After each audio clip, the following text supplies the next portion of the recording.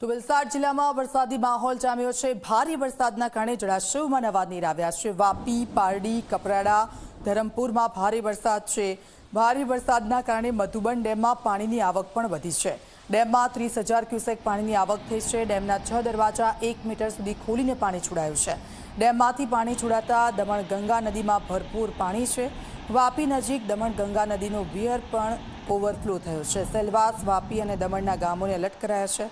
લોકોને નદીના કિનારે ન જવા માટે તંત્રની અપીલ છે।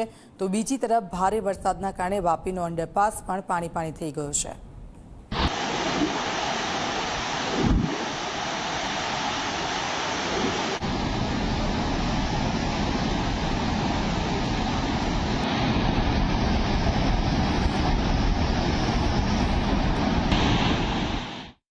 વલસાડ જિલ્લાના વાપીની અંદર ભારે વરસાદ વરસી રહ્યો છે।